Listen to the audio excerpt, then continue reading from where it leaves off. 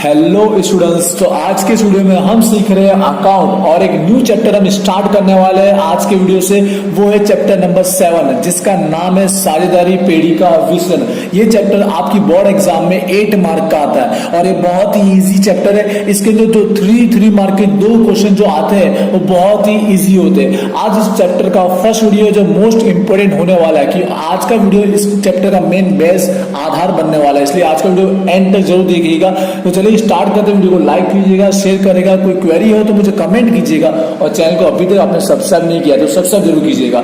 तो बात करें तो अभी पहले साझेदारी पेड़ी का विजन का मतलब क्या होता है, तो मैं सिंपल शब्दों में बता दूं कि जब सारे साझेदार कानूनी रूप से क्या करें, उस पेड़ी का अंत कर देते, उस पेड़ी को बंद कर देते हैं, तो उसमें क्या करें, साझेदारी पेड़ी का विसर्जन। अब विसर्जन के टाइम होता क्या है, अब विसर्जन होने के बाद जब क्या हुआ, सब पेड़ी को क्या कर रहे हैं, बंद कर रहे हैं, तब उनकी पेड़ी में जो भी संपत्तियां है उन सारी संपत्ति को क्या करते हैं, वो लोग बेच देते हैं और बेचने के बाद जो पैसा आता है, जो उपज आती है, जो इनकम आती है, उसमें से वो पेड़ी की जितने भी दायित्व होते हैं, जो जिम्मेदारी होती है, उसको चुका देते हैं और एंड में अगर कुछ पैसा बचा है तो शायद अपने बीच क्या करते हैं, बांट देते हैं। अब मेन चीज होता क्या है कि ये सारे प्रोसेस में जो जो व्यवहार होते हैं उस व्यवहार की क्या लिखनी होती है, प्रविष्टियां लिखनी होती है। और एग्जाम में आपके इस चैप्टर में से यही आने वाला है। इस चैप्टर में से कोई प्रैक्टिकल सम्स नहीं आएगा आपका, ओनली प्रविष्टियां पूछी जाएगी, जितने व्यवहार है उसमें होने वाली प्रविष्टि आपको लिखना है। तो आज के वीडियो में मैं सारी प्रविष्टियों के व्यवहार में होने वाली प्रविष्टि समझाने वाला, तो आज के वीडियो मोस्ट इंपोर्टेंट होने वाला है, तो ध्यान से समझिएगा। इस चैप्टर में आपको क्या क्या करना है सॉल्व, तो ओनली आपको मैं बता देना चाहता हूं, ओनली आपको एग्जाम्पल नंबर 1 सॉल्व करना है। चित्र में आपको जो सॉल्व करना है वो है एग्जाम्पल नंबर 1 और एक्सरसाइज में क्वेश्चन नंबर 5 और 6, बस यही 3 सॉल्व करना है और कुछ सॉल्व नहीं करना है। एग्जाम्पल नंबर 1 के अंदर 1 से लेकर 15 व्यवहार है, अगर वही 1 से लेकर 15 व्यवहार आपने ढंग से सीख लिए तो क्वेश्चन 5 और 6 उसी में कवर हो जाता है। तो चलिए स्टार्ट करते हैं। आज मैं आपको सारी प्रविष्टियों का बेस सिखाने वाला हूं, तो ध्यान से समझिएगा कि कौन से व्यवहार के टाइम कौन सी प्रविष्टि होती है और इसको याद भी कर लीजिएगा और लिख लीजिएगा। आज का आपका मेन काम होमवर्क भी यही है कि सारी प्रविष्टि को लिखना और याद करना। तो चलिए स्टार्ट करते हैं, फटाफट समझ लेते हैं। तो पहली प्रविष्टि, सबसे पहले जब धंधा बंद होगा तो हम लोग करेंगे क्या कि जितनी संपत्तियां हमारे दृश्य, अदृश्य, चालू, जितनी संपत्तियां है, स्थिर संपत्ति, उसे क्या करेंगे, खाता बंद करते हैं। क्या करते हैं हम लोग, खाता बंद करते हैं। मैं आपको कॉन्सेप्ट भी क्लियर करने वाला कि रोजनामचा कैसे आपको याद करना है, कैसे समझना है, इसलिए ध्यान से देखिएगा।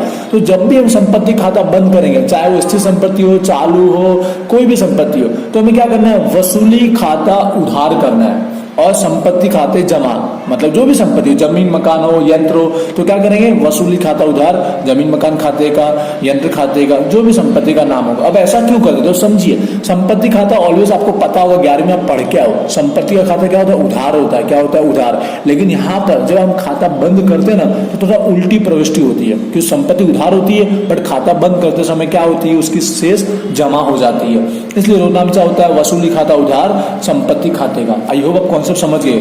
अब उसके बाद संपत्ति खाता हो गया बंद, अब हम उसको क्या करेंगे, बेचेंगे। तो दूसरा टॉपिक आता है जब हम संपत्ति को बेचेंगे, उसका विक्रय करेंगे। अब जब संपत्ति को बेचते तो प्रविष्टि क्या होती है, रोकड़ ऑब्लिक बैंक खाता उधार वसूली खाते का। अब ऐसा क्यों, क्योंकि आपको पता है जब भी हम बेचते हैं तो हमको क्या मिलता है, रोकड़ मिलता है, रोकड़ या बैंक मतलब चेक आता है। तो जो भी पैसा आता है आपको पता है आय तो उधार होता है, ठीक है, आपको नियम पता है, माल संपत्ति का आय तो उधार, इसलिए रोकड़ ऑब्लिक बैंक खाता क्या होगा, उधार होगा और वसूली खाते का। ऐसा आपको समझ कर याद करना है। थर्ड टॉपिक, समझो हमने बेचा बाहर और जो पैसा मिला वो तो ठीक है, पर कई संपत्तियां क्या होती है, साझेदार खुद ले जाता है उसके यूज के लिए, उसको लगता है ये संपत्ति मेरे काम की है, तो साझेदार खुद ले जाता है अपने काम के लिए, उसको बेचते नहीं है। तब क्या प्रविष्टि करनी है, तब आपको रोकड़ ऑब्लिक बैंक खाते की जगह साझेदार का पूंजी खाता उधार कर देना, क्योंकि साझेदार को पूंजी खाते में से पैसा कट किया जाएगा। इसलिए साझेदार का पूंजी खाता उधार वसूली खाते का, जब कोई साझेदार संपत्ति ले जाए। आई होप आप कॉन्सेप्ट के साथ समझ रहे होंगे, आपको ऐसे याद करना है जिससे लॉन्ग टाइम तक आपको समझ में आएगा। अब यहाँ पर अब संपत्ति का तो आपको काम समझ आएगा, संपत्ति खाता बंद करना, उसको बेचना या कोई साझेदार ले जाना। अभी सेम टू सेम हम आ जाते हैं दायित्व पर, जो सारी हमारी जिम्मेदारी है, जैसे लेनदार, देनी, हुंडी, लोन, कोई भी हो सकता है वो जिम्मेदारी। तो उसी तरह जैसे संपत्ति खाता हमने बंद किया, वैसे हमको अब दायित्व का खाता भी बंद करना है। तो सेम कॉन्सेप्ट यहाँ पे भी लागू होता है। वो यहाँ पे दायित्व खाता उधार, वसूली खाते का। अब दायित्व उधार क्यों किया, आप समझ गए। यहाँ जैसे संपत्ति जमा हुई थी, क्योंकि यहाँ दायित्व का शेष क्या होता है, जमा होता है। दायित्व क्या होता है, जमा, लेकिन खाता बंद करे तो क्या हो जाएगा, वो उधार हो जाएगा। इसलिए दायित्व खाता उधार, वसूली खाते का।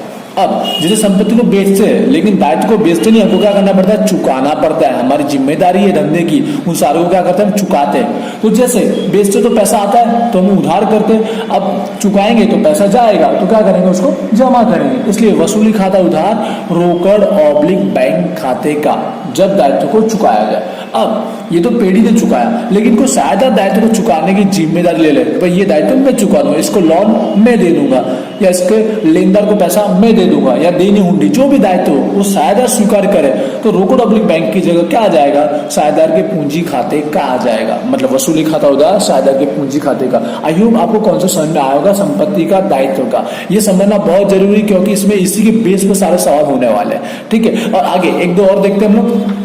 इसमें तो बहुत सारे हैं व्यवहार, लेकिन खास व्यवहार की मैं प्रविष्टियां समझा रहा हूं, बुक में बहुत सारी दी है, आप ध्यान से वो देखिएगा।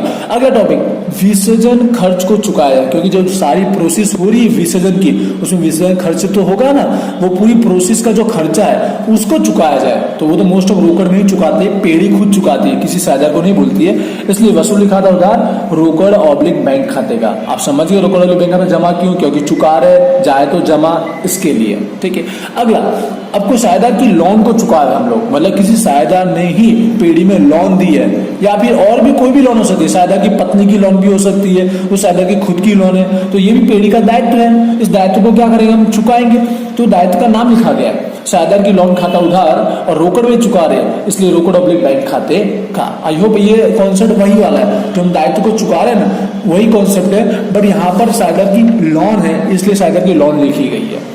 अब आते हैं एंड, अगर हो रहा हो कि हमने सारा संपत्ति को बेच दिया, दायित्व को चुका दिया और पैसा बचा है, वो हमारा क्या हो जाएगा, लाभ हो जाएगा। क्या बन जाएगा, लाभ।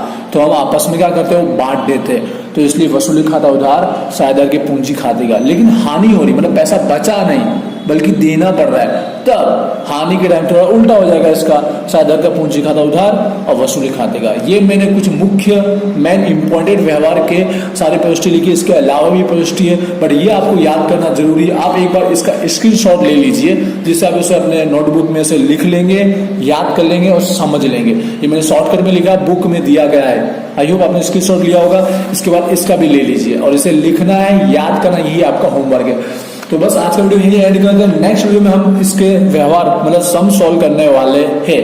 तो ये रेडी करके आइएगा, रेडी करके रखिएगा, जिससे जब मैं कोई भी टॉपिक लूँ तो आपको समझ में आ जाए, वरना प्रॉब्लम हो सकती है समझने में। ठीक है, फिर भी मैं अपना ट्राई करूंगा बेस्ट कि आपको समझ में आ जाए। तो चलिए आज का वीडियो यही एंड करते हैं। इस वीडियो को लाइक कीजिए, शेयर कीजिए, कोई क्वेरी है मुझे कमेंट करके बताइए, और चैनल को अभी तक सब्सक्राइब नहीं करा, आप रेगुलर वीडियो देख रहे तो प्लीज सब्सक्राइब जरूर कीजिएगा। तो मिलते हैं नेक्स्ट वीडियो में। Thank you.